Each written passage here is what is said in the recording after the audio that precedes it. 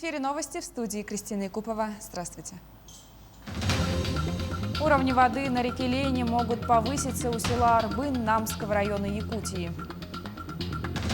Глава республики ознакомился с ходом строительства онкологического диспансера и кардиоцентра в Якутске. Получить вакцину от COVID-19 можно в столичном парке культуры и отдыха.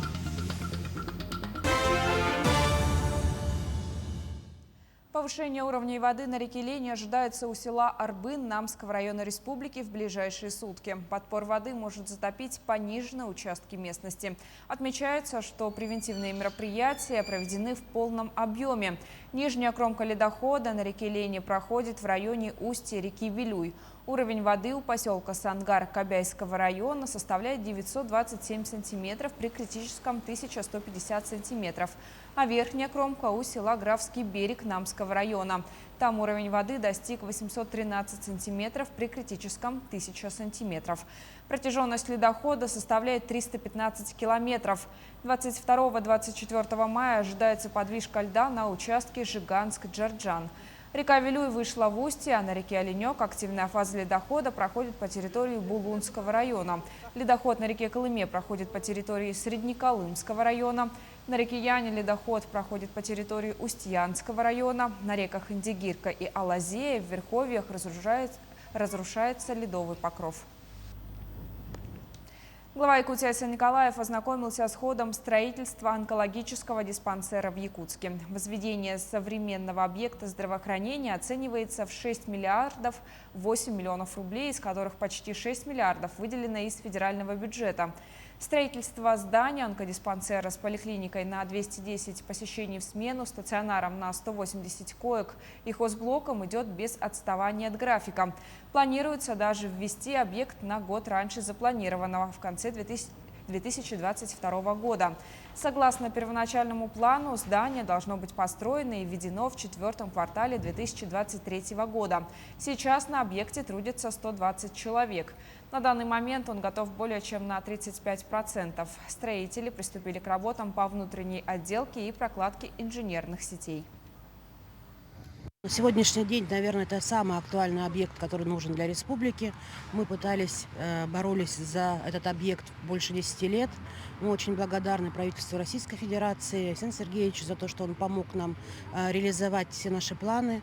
Вы знаете, что онкология сегодня по всей стране, и наша республика не исключение, смертность от нее стоит на 2-м месте. Очень высокий рост заболеваемости. Отрадно, что в нашей республике сегодня повысилась ранняя выявляемость онкологическими заболеваниями. Мы для этого очень много делаем, но, к сожалению, то, что делает сегодня первичное звено, уже недостаточно. Высокие технологии идут вперед, и, конечно, нашей республике требовался такой современный онкологический центр.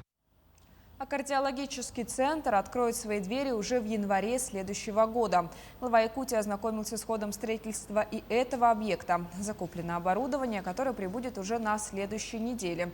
Готовность центра 80%, уже полностью проведена электрика и благоустройство. Сейчас идут работы по обустройству кабинетов, палат и других залов. Летом будет проводиться косметический ремонт. Строительство кардиоцентра идет по графику. На сегодняшний день сейчас идут строительные работы. По дорожной карте у нас в августе месяце начнутся строительно-монтажные работы. Основное оборудование уже отыграно на сегодняшний день. Мы уже ожидаем поставки оборудования. По дорожной карте в 1-м квартале 2022 года мы должны уже принять первых пациентов. Здесь будут находиться пациенты с инфарктом миокарда и инсультом. Здесь будет проводиться специализированная и высокотехнологичная медицинская помощь данной категории пациентов. Также здесь мы будем проводить рентгенно-эндоваскулярные операции. 150 коек и 25 коек реанимационного отделения на сегодняшний день планируется.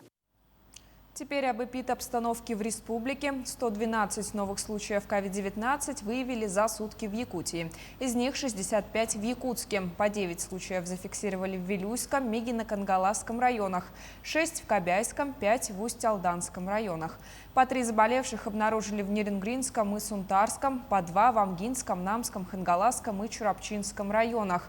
Также по 1 инфицированному выявили в Алданском, Аймиконском, Оленекском и Усть-Майском районах.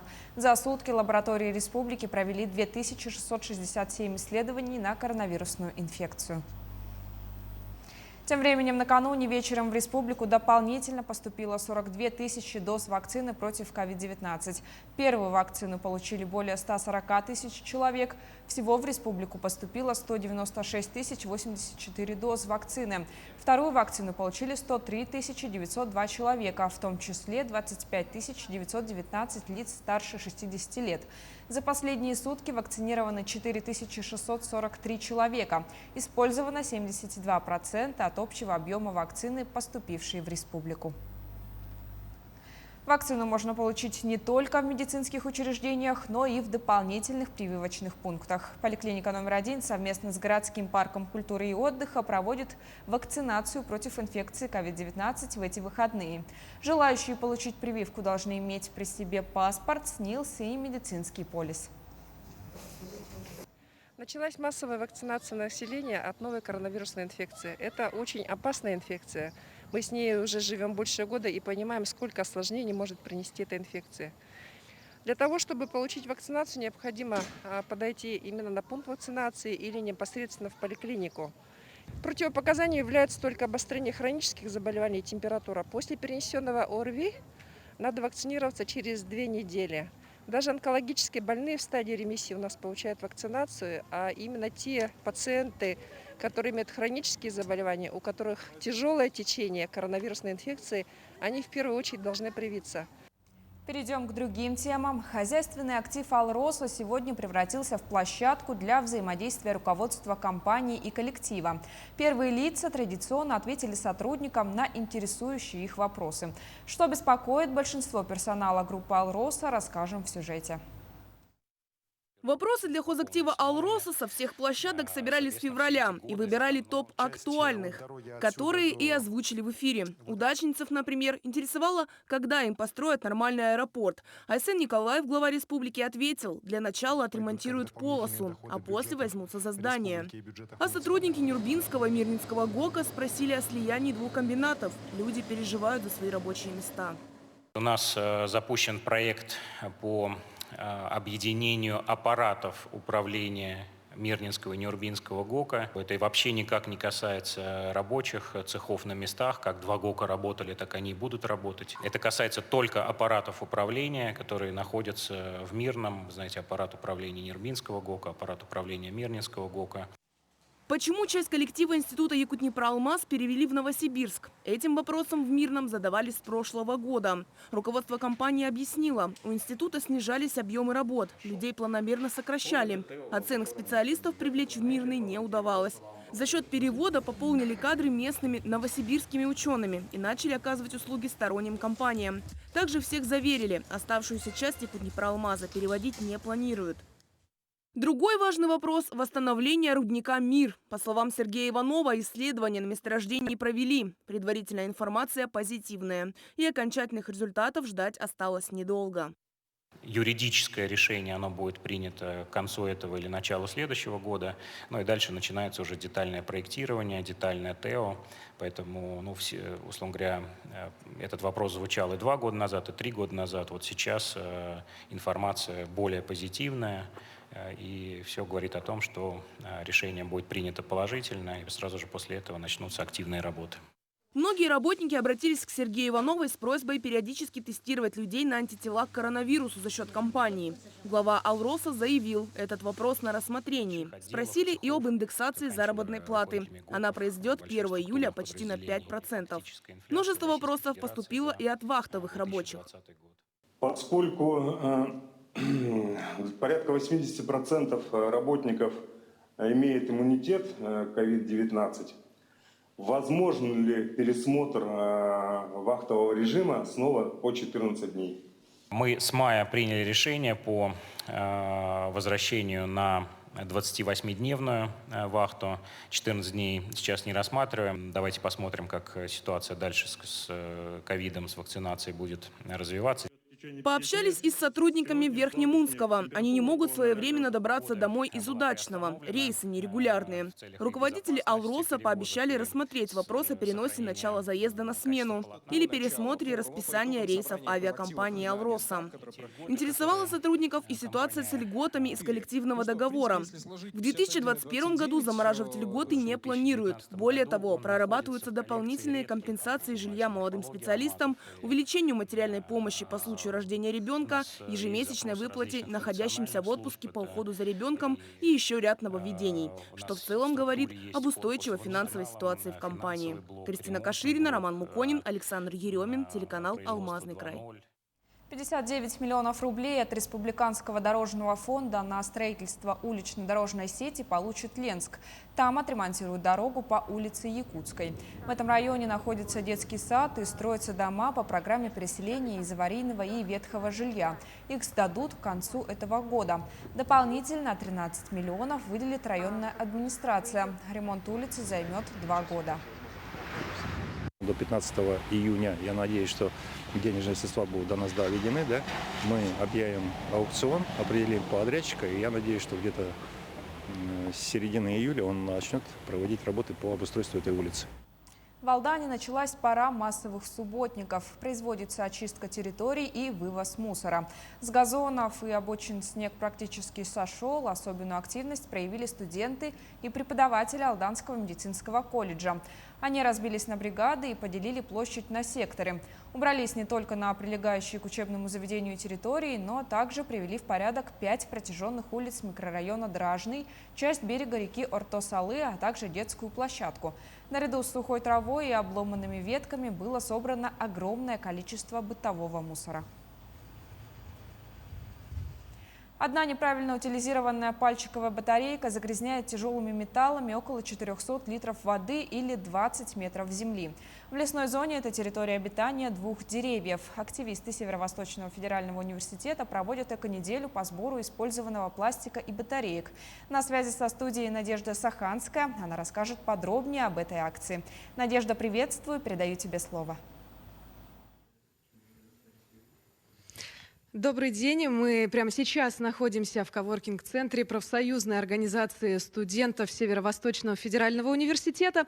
Здесь проводится акция «Эко-неделя». Здесь происходит сбор пластиковых крышечек и батареек. Батарейки принимаются в любом количестве от любых брендов, а вот пластиковые крышечки собираются в рамках акции «Добрые крышечки» и принимаются от бутылок и пакетов тетрапак. Прямо сейчас рядом со мной Иванова София, организатор этой акции. Мы узнаем некоторые детали. Добрый день, София. Ну, расскажите, пожалуйста, как вам вообще пришла в голову такая замечательная идея?